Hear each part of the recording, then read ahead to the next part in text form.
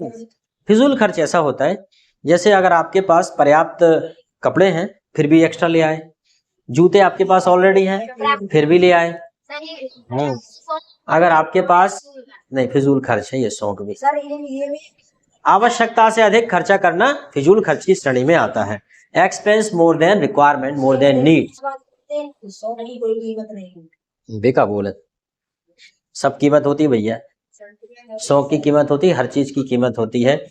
और दुनिया में हर चीज खरीदी जा सकती है, हर चीज बेची जा सकती है।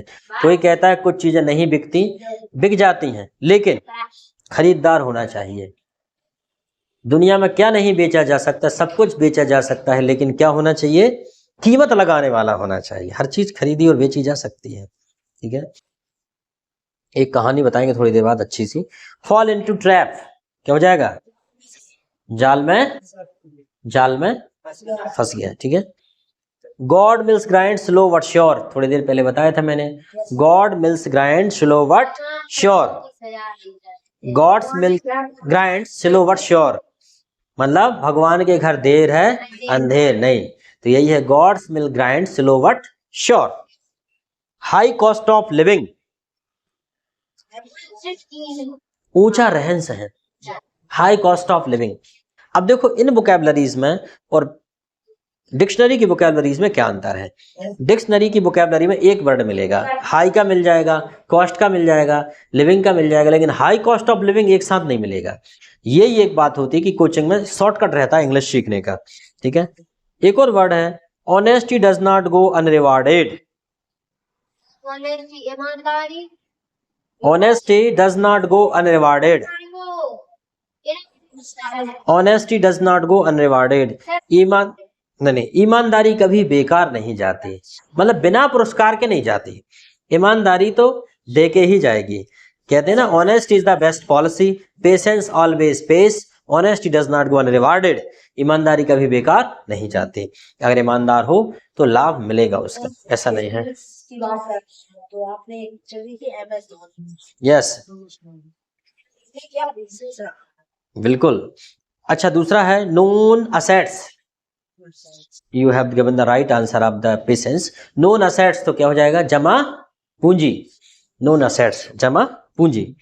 ल्यूर क्या होता है, ल्यूर अट्रैक्ट, लुभाना, आकर्षित करना, लुभाना, ल्यूर लुभाना। एक्चुअली अट्रैक्ट अलग चीज हो जाती है, ल्यूर अलग चीज हो जाती है। जैसे मान लीजिए किसी को कोई सुंदर लड़की खड़ी है, उसके आकर्षित होकर उसके तरफ जाना एक अट्रैक्शन है, ठीक है।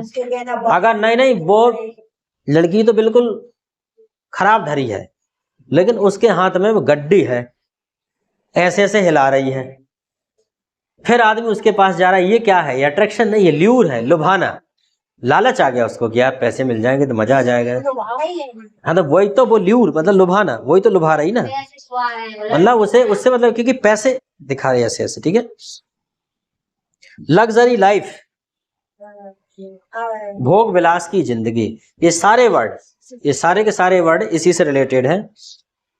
मटेरियलिस्टिक एज, मटेरियलिस्टिक एज क्या हो जाएगा, भौतिकवादी युग, इसमें आवाज आएगी उसकी। अब यही दिक्कत रहती। देखो इसे कहते हैं इमोशनल बैलेंस।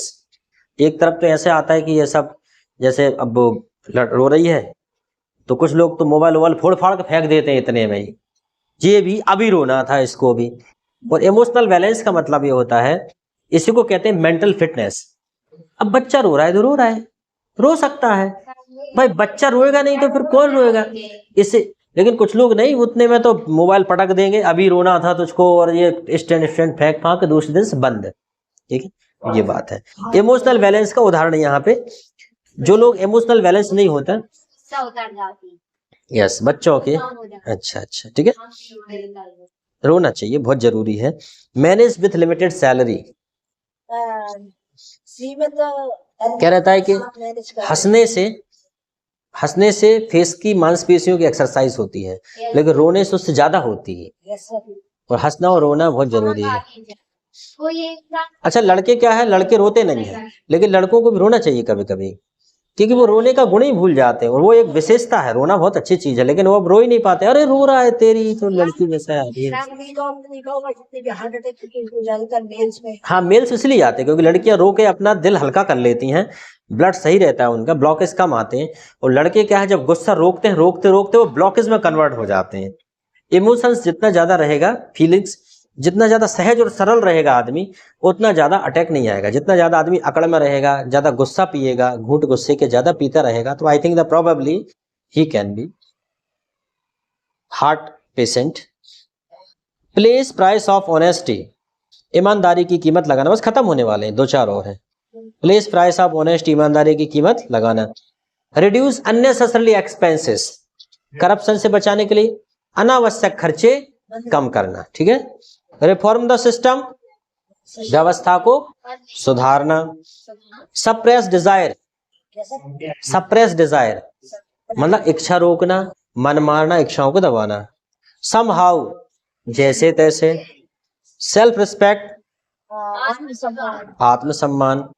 स्क्वालिड लाइफ, स्क्वालिड लाइफ फटे हाल जिंदगी, स्क्वालिड लाइफ। तुम लोग वोकैबुलरी याद करके आना दोनों, है ना, और तुम लोग तो टॉपिक बना के लेके आओ। अंडर कंपल्सन, मजबूरी में।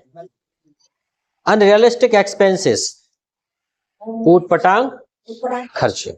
ठीक है। अब इसके बाद हम इसके क्वेश्चन आंसर पे बात करेंगे। अभी हमने आपको बता दिया करप्शन में इस प्रकार के क्वेश्चन आंसर करना है। अब तो वीडियो बनाना बहुत डिफिकल्ट हो गया बिकॉज दैट अत्याक्षी इज क्राइंग टू मच।